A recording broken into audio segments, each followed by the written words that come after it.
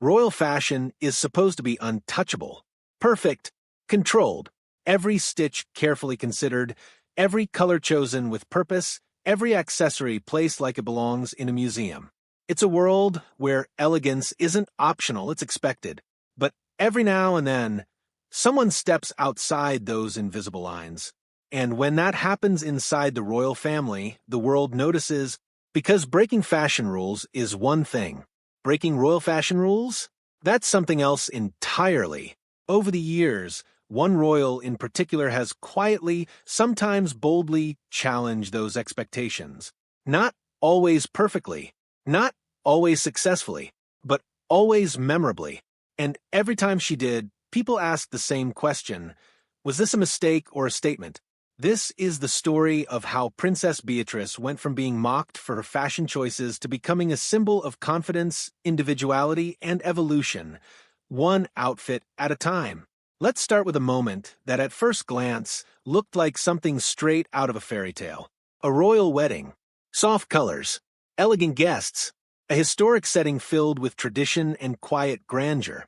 Everything was exactly as expected, until suddenly it wasn't, because standing beside the bride was a figure who didn't blend in.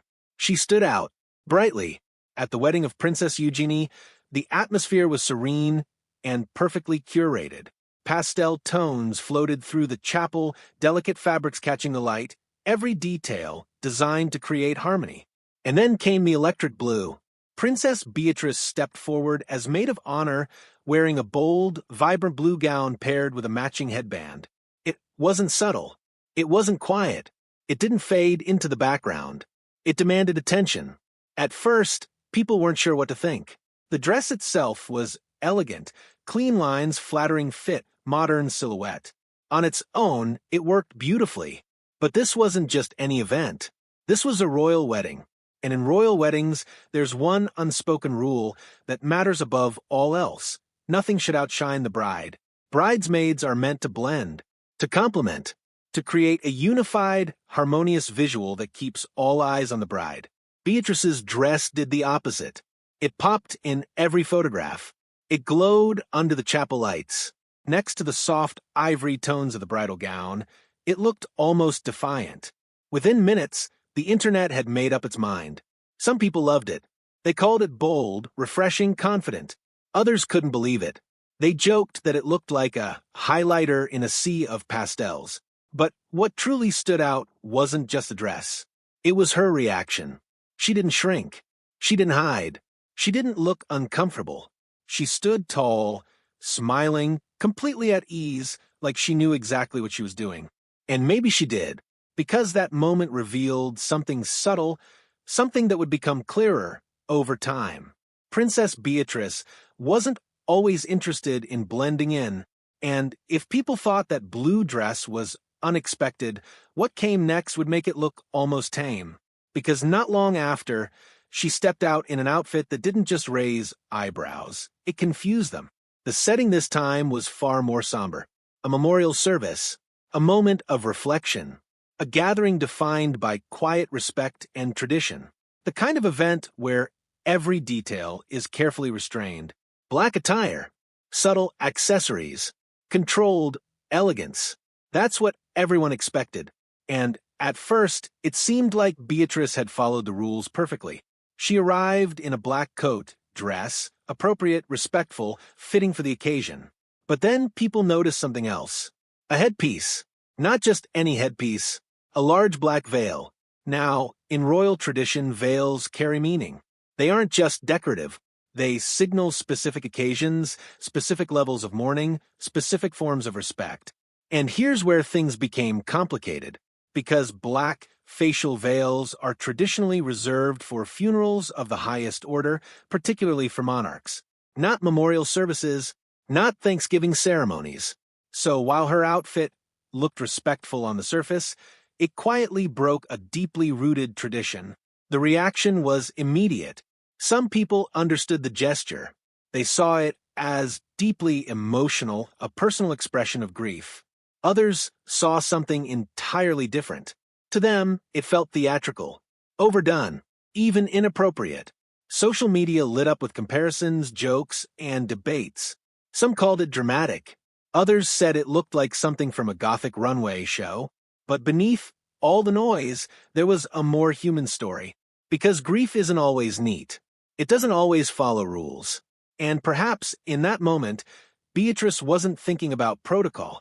She was thinking about loss. Still, in royal life, intention doesn't always matter as much as perception. And once again, she found herself at the center of attention, not for blending in, but for standing out. Then came a moment that proved just how unforgiving royal fashion expectations can be. Because this time, the controversy didn't come from something bold or dramatic. It came from something almost invisible, a detail so small you could easily miss it. But people didn't. At a funeral, where every element of appearance is scrutinized, Princess Beatrice appeared in a perfectly appropriate black ensemble. Structured coat, elegant fascinator, everything in place, until your eyes move downward. No stockings, bare legs. Now, to most people, this might seem insignificant, but within royal etiquette, it's anything but. Stockings are considered a standard part of formal attire, especially at solemn events like funerals. They're subtle, understated, but essential. Without them, something feels off. And that's exactly what happened. The internet noticed instantly. Comments poured in. Critics dissected the look. Social media turned a barely visible detail into the main story. Some called it a major breach of etiquette. Others dismissed it as overreaction. But once again, Beatrice found herself at the center of a conversation she likely never intended to start. And once again, it raised the same question. Was this deliberate or simply human? Because behind the cameras, behind the headlines, there was a person attending a funeral, a person navigating grief in front of the entire world. But in royal life, even the smallest choices are magnified. And sometimes the smallest details make the biggest noise. If those moments felt subtle or unintentional, what came next was anything but. Because this time, there was no ambiguity, no quiet deviation, no accidental misstep. This was bold, deliberate, impossible to ignore. At a high-profile gala, Princess Beatrice stepped onto the scene wearing a sleeveless black tuxedo-style gown. The kind of outfit you'd expect on a Hollywood red carpet, not at a royal-adjacent event. And then there was the slit. High, dramatic, unapologetic, paired with striking heels and bold red lipstick, the entire look felt like a statement. A clear one. I'm doing things my way. Now, in royal circles, there are unspoken guidelines, especially when it comes to modesty. Hemlines tend to be longer. Silhouettes more reserved. Makeup more neutral. This look challenged all of that. And people noticed. Some were impressed. They saw confidence, glamour, a modern edge. Others were less enthusiastic. They whispered about protocol, about expectations, about whether this crossed a line. But whether people loved it or criticized it, one thing was undeniable. They were watching. Because this wasn't just fashion anymore. It was identity. Of course, no discussion of Princess Beatrice's fashion journey would be complete without mentioning the moment that changed everything. The moment that turned her into an internet sensation overnight. A royal wedding watched by millions. Cameras flashing. Every outfit analyzed in real time. And then that hat. It wasn't just unusual. It was unforgettable. Loops, twists. An abstract shape that defied easy description. Some saw art. Others saw chaos. The internet saw opportunity. Within hours, comparisons flooded in. A pretzel. A spaceship. Even a toilet seat. Memes spread faster than the ceremony itself. Entire communities formed just to discuss and mock the headpiece. It became more than a fashion choice. It became a cultural moment. For many, it was a disaster. But in hindsight, it was something else entirely. A turning point. Because from that moment on, Princess Beatrice was no longer just another royal in the background. She was someone people paid attention to, someone who sparked conversation, someone who, intentionally or not, made fashion interesting. And that's where things began to shift. Because over time, the narrative changed. The bold choices, the criticism, the viral moments, they weren't just isolated incidents anymore. They were part of a larger story, a story of experimentation, of learning, of figuring out where individuality fits within tradition. From headbands instead of hats, to dresses that revealed more than expected, to subtle rebellions that challenged decades-old rules. Each moment added another layer. And slowly, something unexpected happened. The criticism softened. The conversation evolved. People began to see not just the outfits, but the person behind them. Someone navigating a world where every decision is public. Every choice is judged.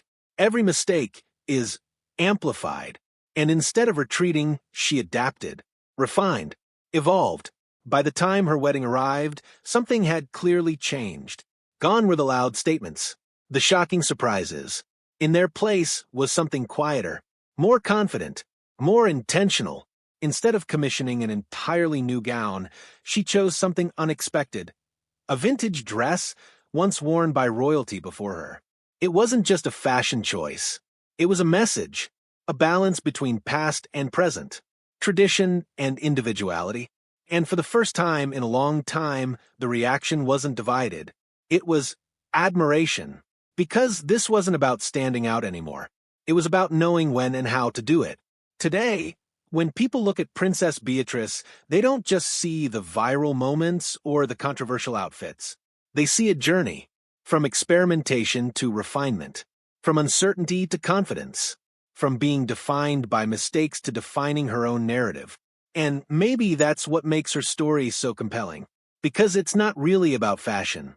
It's about growth, about learning in public, evolving under pressure, finding your voice in a world that constantly tries to shape it for you, and proving that even in the most traditional spaces, there's still room for individuality, even if it starts with a dress that doesn't quite match or a hat that no one can quite explain. So, the next time you see a royal outfit that sparks debate, raises eyebrows, or sets the internet on fire, remember this. Sometimes it's not just a fashion choice. Sometimes it's the beginning of a transformation. And sometimes breaking the rules is exactly what it takes to redefine them.